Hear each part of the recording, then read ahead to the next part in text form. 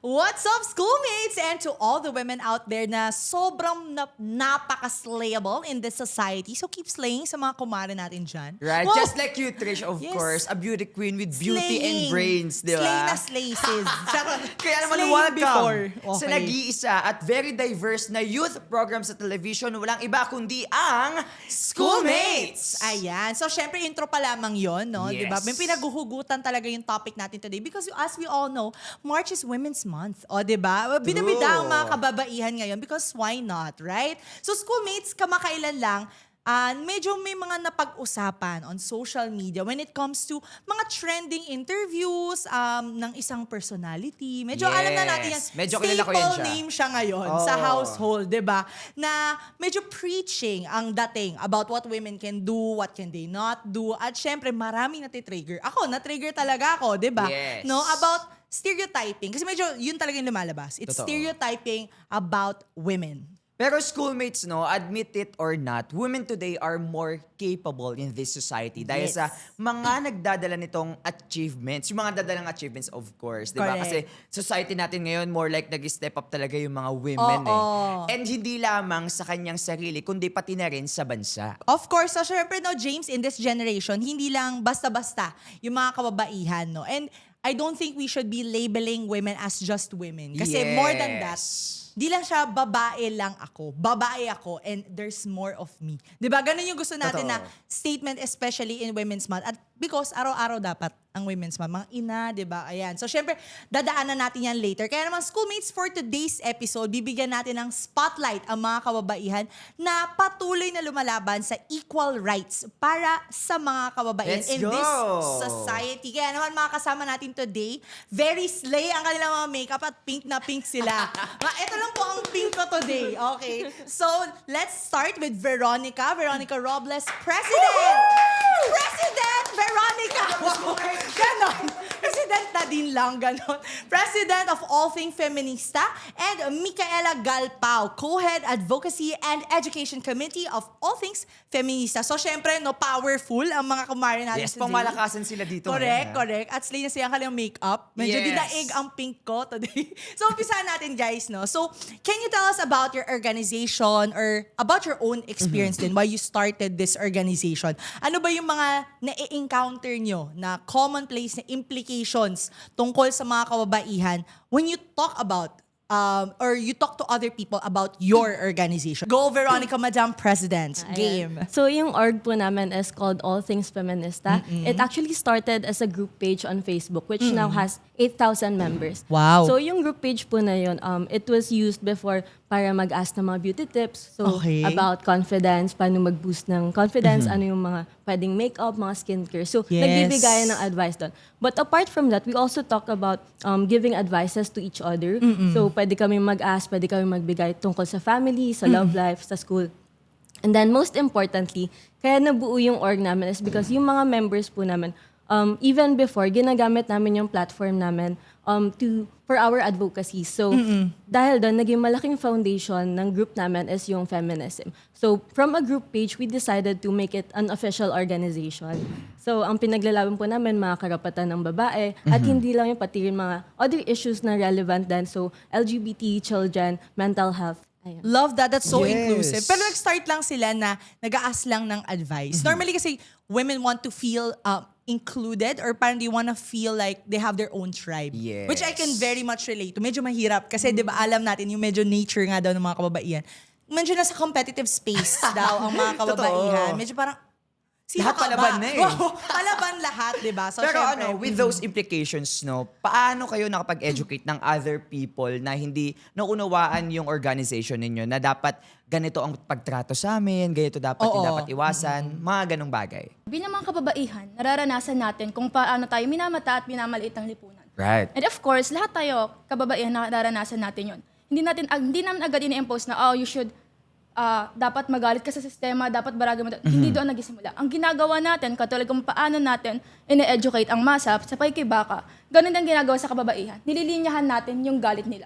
Kasi hindi naman lahat ng kababaihan pag sinabi mo, hindi dapat lahat naging housewife, dapat ganito, ganyan. Hindi Yes, lahat I like mag-agree that. sa'yo. Ako pag narinig yan ng housewife, magagalit sila. Yeah, So yeah. yung struggle ng pagiging isang ina, yung struggle ng mga kababaihan sa lansangan, sex worker, hindi mo pwedeng sabihin na sex worker ay mali yan, ganito, ganyan. Hindi. Kailangan mo Yes. linyahan bakit nagiging mali yun sa pananaw mo. At Right. bakit dangerous ito sa mga kababaihan. Siyempre, natitake advantage tayo ng sistema, patriarchal system to be Exact, yeah. But you need to contextualize what puts them in that specific system, Yes. di ba? Yun yung, nagandahan ako dun sa parang nililinyahan nila yung galit. Oo. Kasi paminsan, people just accept it that it's wrong and that they think that the people make those choices kasi gusto nila. But sometimes they're forced into those situations, which is Yes. really nice for your organization. So, siguro, puntahan natin dahil may nabanggit ka na medyo tabu sa paningin din or sa Totoo. pandinig ng mga kababaihan.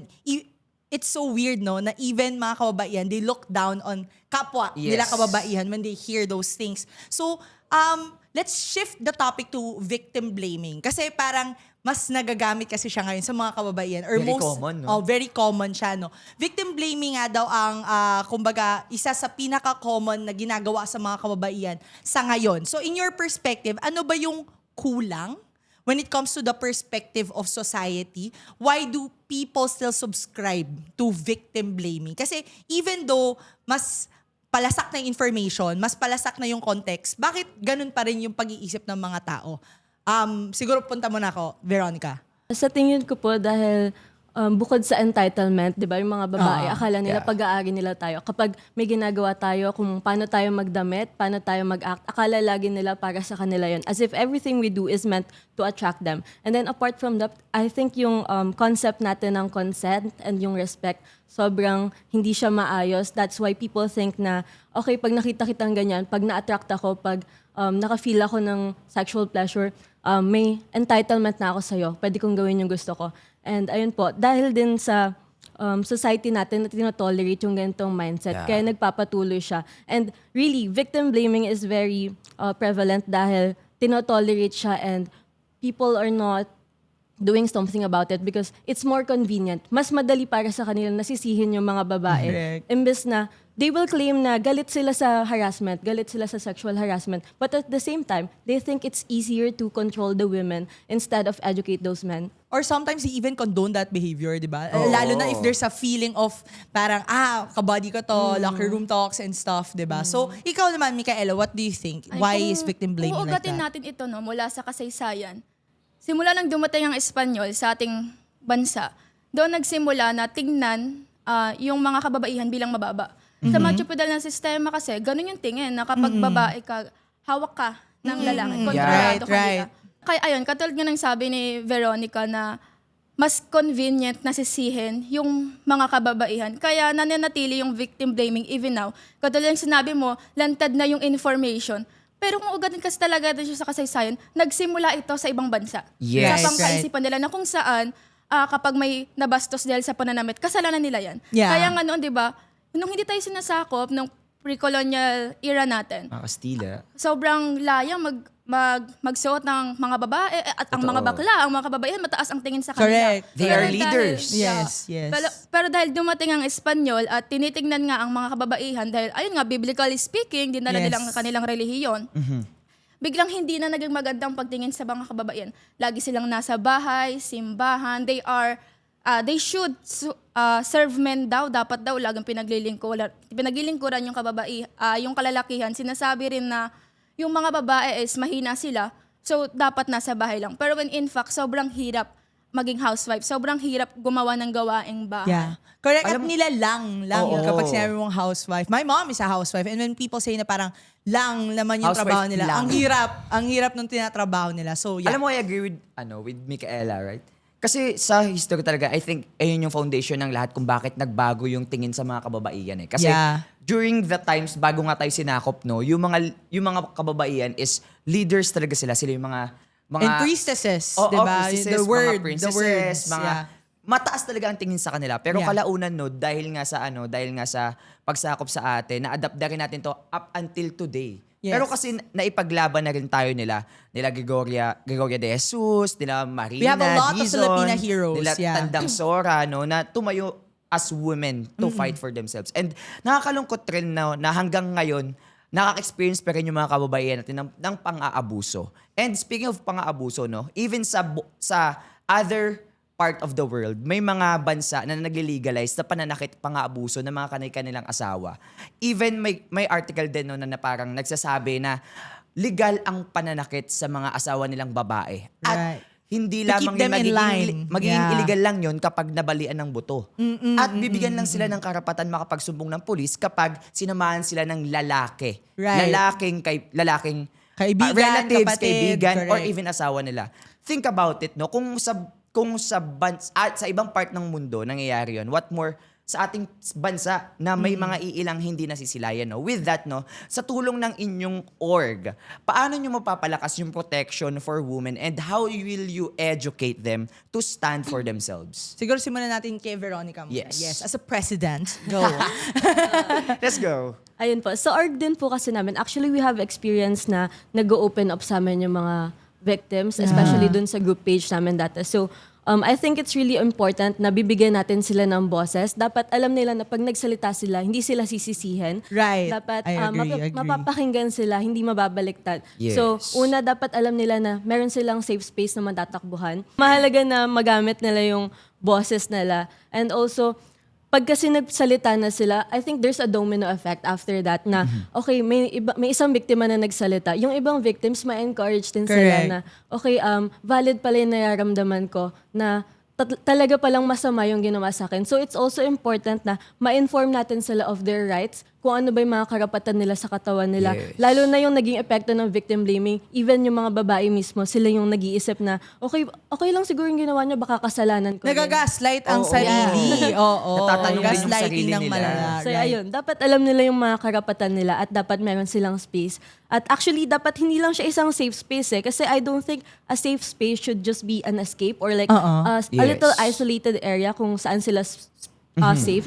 I think that a safe space should be every place. So we Correct. should also work on making every place, yung bahay natin, yung schools natin, even yung government natin, it should be a safe space para sa lahat. I really like the fact that she started with family. Kasi Yes. sometimes yung sense of self ng mga kababae, nagsisimula yun sa bahay, how their mothers are treated, Yes. paano ba tinatrato yung mga babae nila, mga kapatid. Kung ano yung nakikita nilang example sa bahay, yun na-emulate kasi nila. And nafe-feel nila na yun yung deserving nilang treatment, especially when they go outside. Yes. So, medyo pupuntahan kita mamaya, no, Micaela. Meron pa akong next na tanong. So, we want to know your take about people using religion. Nako. So, syempre, babalik tayo doon sa di ba? Parang commonplace na pangalan ngayon. Di ba? Huwag na natin siya pangalanan, pero alam nyo lahat yung paki-comment na lang. Pakitag siya sa Please comment episode na below. to. So, what is your take about people using religion, as you've already mentioned, that always happened, or that has happened in the past, especially during the colonization of the Philippines? Paano ba natin papalawakin yung perspektibo ng mga ganitong tao? Lalo na if they feel that religion is the right justification of why they do something like that to women. So, and also, in this society, paano mo papalakasin yung loob ng mga babaeng nakakarinig ng ganon? Kasi syempre, hindi natin may iwasan. May mga religious talaga mga babae who might believe that that is the right Yes. treatment for them. How do you deal with that? Especially if may mga ganong miyembro ng organization nyo? Unang-una, hindi natin agad sinasabi na kapag may mali silang sinabi or hindi maganda sa pandinigat, hindi natin pwedeng sabihin na mali yan. Okay. Kasi kapag sinabi mong mali ang punto ng isang tao, doon nagsisimula ang argumento. Correct. Yes. At Ego. mas madalas, Ego, pwede pang diba? magkaroon ng ad hominem at magkaroon pa ng heated argument to the extent na hindi na kayo mag-usap. Correct. Yes. So, hindi mo siya maitatama. At ang Okay. pagpupuna or pagwawasto ng ugali ay hindi siya ganun kadali. Right. Hindi siya ma-change overnight. So, ang kailangan natin gawin, maging mapagpasensya tayo and at the same time, patuloy natin silang i-educate na eto, hindi, meron yung kasabihan, di ba, na your God or your religion prohibits you, but that doesn't mean that you should prohibit others as well. Okay. Kasi kapag may sinasamba ka or may nananampalataya ka, ito yung pinaniniwalaan mo, you can just impose that to others just Yes. because you think it is right. Sabi nga ng professor namin, isang professor ng bayan, walang tama at mali. Kapag tinanong mo isang tao kung ano yung tama, mali para sa iyo yun. At kapag tinanong isang tao kung ano yung mali, tama para sa iyo yun. Therefore, you can just call others na, mali yan, ito kasi yung tama. And you're calling them out. At kapag ginagamit natin yung relihiyon natin so we can perpetuate women, that's not right. Yes, Yes. yes. Kasi- And I think depende rin kasi siya sa kausap mo, Yeah. 'di ba? Oo. Parang kung ano yung tama or mali is nanggagaling sa perspektibo at experience na meron ka. Kung yun yung talagang true or kumbaga lack of a better Kinalakihan term, nila. kung nakikinabang ka sa ganong pag-iisip, hindi mo kung nakikinabang ka sa ganong pag-iisip, hindi mo pwedeng i-call out yung isang tao just because hindi sila nakikinabang doon na dapat ganito ka, dapat ganito ka because it worked for me. If it Ini-enable. doesn't work for them, Yeah, right? ini-enable nila. Correct, And correct. yung religion kasi natin, hindi natin siya, yung minsan kasi hindi na siya tungkol sa religion eh. Yeah. Oo. Yung sarili mo ng pangkaisipan yun. Oo, at justify mo Yeah. siya kasi ay sabi sa Bible ganito. At katulad nga ng sabi ni Veronica, dapat nagsisimula yung safe place sa bahay. Pero dahil nga nasakop tayo ng ilang mga bansa, Oo. nagsisimula ang ganyang pangkaisipan sa cultural norms Okay. na nanggaling din sa pamilya. Kaya paanong magiging safe place ang pamilya sa karamihan sa Pilipinas kung saan itinanim sa atin ng mga banyaga na ang mga kababaihan ay mahina, ang mga kababaihan ay dito lang, hindi pwedeng mamuno, kailangan sumusunod. Pati po nanamit, di ba, kung paano express sarili Correct, natin. correct. Totoo. So, paano natin sila poprotektahan at paano natin makukumbinse ang mga ibang kababaihan na hindi tama yung ganito. Ayun, katulad sabi ko kanina, linyahan natin yung galit nila at ipakilala or i-educate natin sila sa maayos na paraan. If they, kunyari, taliwas yung pagtingin nila sa atin, na hindi, ito kasing sabi ng mama ko, syempre kapag magulang, Pag hindi sabi talaga ng sila mama, automatic walang susundin. tanong. Charot. Pero we should talk to them, not in a way na we're antagonizing them. We should talk to them in a way that we are eager to teach them, na kasama natin sila, na nag-aaral tayo, kasama sila, at hindi lang natin sila tinuturuan. In that way, mas magiging panatag yung loob nila. Okay, tapos na tong episode Ang na to. ganda Charot, joke lang. Ang ganda. I think that's it. I think that's it. Joke lang. Pero I think Sige. kasi ang ganda rin na nasabi niya about sa pananamit, no? My next question would be, if people say that women should dress accordingly, no? Paano ba natin ididiin sa mga kalalakihan, especially, 'di ba, sa mga taong na feeling nila kapag nagsusot For the ng ganito, male gaze. oo, For sa mga the male gaze, sa mga beast, sa mga ano diyan, mga garabing kaisipan. I think iniisip nila you're inviting them na harasin kayo sa pamamagitan ng pananamit, no? Do you agree with that? Or parang at least, how do you at least convince yung Yes. mga kalalakihan na I don't dress for the male gaze? Paano yun sinasabi? Yung pananamit kasi natin, hindi siya kapag eto nakadamit ako, ina-impress ko yung lalaki or yung babae. Yeah. Nakadamit siya based on how you express yourself. Kaya nga may got, may kikay, may bebot, or whatever style that I they love want. the bebot. Diba? I love the I think bebot ang ano today. Bebot is the theme. Charot. Dati kapag when you wear bold red lips, pokpok ka. Yes. Actually, totoo yun. Parang iniiwasan siya even like in the offices na Tsaka pag yung nag-red blush lipstick on daw. mo, pulang-pula. Putok na putok. Oo. Wala. True. Pokpok ka, ganun. Kapag naka-hoop earrings ka, pokpok ka. Pag may clean shirt The ka, bigger pokpok the ka. hoops, the bigger Diba? the Yes. hole. Actually, even sa mga films. Even sa mga films, sa mga theater plays, kapag ganun yung wardrobe, I think pokpok to. True, Ganun agad. Pero, so given that, na parang meron kayong image in your mind na, ganun nga, it's a stereotype. How do you tell them, no, It I is don't dress for something you? that we should break it. Kasi yung mga kalalakihan nga, nakakalabas sila ng walang pangtaas. True. That's Wala why- nagsasabing hindi ka pwedeng Kami. magtanggal dahil wala kang six-pack abs. Di ba? Walang Yes, ganon. yes. Walang ganon. Pero hindi sila nako-call out. Okay, Hindi sila okay. nababastos. Kasi ako as a woman, parang sa buhay ko naging, parang normal na yung catcalling. Yeah, Normal lang yeah. mabastos. It's Totoo. because you Hirap always yan. experience that every day. Sa mga tricycle driver, different driver, ganun yung ginagawa sa'yo. So we feel na, may something ba? Oo. Pero Ako ba yung as mali? time pass by, kahit balot ka na, nababastos ka pa rin. May Totoo. ganon pa rin. Ipapaliwanag mo sa kanila na, kasalanan ba talaga ng damit o ng marami mong pag-iisip? Oh, I love Yes. that. Pakinarty yun. Tapos Paminsan sa talaga totoo to yun. Lagyan Totoo natin ng yun. quotation. Oo. Oo. Marami Gusto ko mong nakikita yun sa pag-iisip. mismong Ganon. screen. Sa kasaysayan talaga eh. Kasi yung mga sumakop, yung nagdala sa atin noon na ang mga kababaihan ay parausan. Diba? Simula Japanese. Totoo. Yung Rape of Yes. Manila, kung saan ang mga kababaihan, bata pa yan, o kahit anong edad ka pa, nire-rape talaga. Oo. Kasi ang tingin nila sa kababaihan ay something na pwede nang paglabasan ng sama ng loob to the extent na pwede nga emotional punching bag, di ba? Oo, Kahit anong oo. ginagawa Material. nila. Yun yung tingin, ino-objectify nila yung mga kababaihan. Yes. Ako, I grew up in a house na, hindi nga ako nag-suot ng bra, kaya nandiyan papa ko, wala naman siyang pake. Therefore, for sure Sa kaya yung pag-iisip. gawin ng ibang lalaki. O kung hindi nila kayang kontrolin yung sarili nila, kaya nila nababastos yung mga babae. And kapag sinasabi ng mga victim blamer na kasalanan niya ng babae kasi maikli siya, lagi nating tatandaan na kapag sinasabi natin yon, kumakampi tayo doon sa abuser or sa rapist, sinasabi natin na naiintindihan kita kasi ganyan yung suot niya. Yeah, and, Yes. and I think it's when you're silent, Nagigigil ako. when you're silent, you also condone the behavior. Kapag Oo. hindi mo kino-call out, ibig sabihin, you accept that's a norm, di ba? And nakakagigil siya. Gusto ko yung part na sinabi niya na walang pake yung papa niya. Kasi in your mind, katawan yan eh, di ba?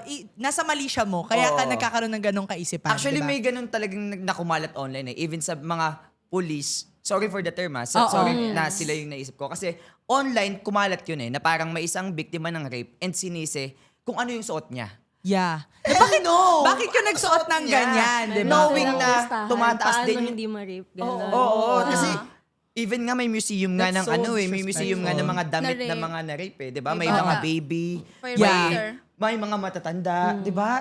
Can I You know also what? add? Nasa isip niyo yan. Okay. May sasabihin na si Yeah, go. Veronica. Ayun, Go, siguro laban. add ko lang, ang pangit din kasi sa society natin is we classify women based on their clothes, kung sino yung karespe-respeto, at saka kung Yeah. sino yung kabastos-bastos. The Maria Clara they literally thing. use that term, kabastos-bastos. So Oo. imagine saying that to your mother, to your sister. And I think kasi, ang hindi nila naiintindihan is you shouldn't respect women based on your preference. Hindi pwedeng kung sino lang yung pasok sa standards mo, yun lang yung nire-respeto mo. Because if you only respect women based on your preference, then you don't respect women at all. Ang kailangan mo tandaan is that yung babae na yan, hindi siya nagkulang ng respeto sa sarili Yes. niya. Ikaw yung nagkulang ng respeto sa mga babae. And that's a you problem, di ba? Oh my Yes, God, kung I love predator ka, that. predator ka, okay? Aminin mo na lang. Sisisi pa eh. Umamin ka na. Kasi kahit maglakad yan ng nakahubad, kung hindi ka bastos, hindi yan mababastos. Actually, I agree dun sa notion na yun na kapag kunwari, kahit ano naman suot niya, as long as sa utak mo, diretso ka mag-isip, Oo. wala kang pake dyan, di ba? So, speaking of pake, sana mas magkaroon kayo ng pake dun sa next parts ng ating programa dahil marami pa tayong pag-uusapan. At lahat ng yan ay sa pagbabalik lamang ng Schoolmates!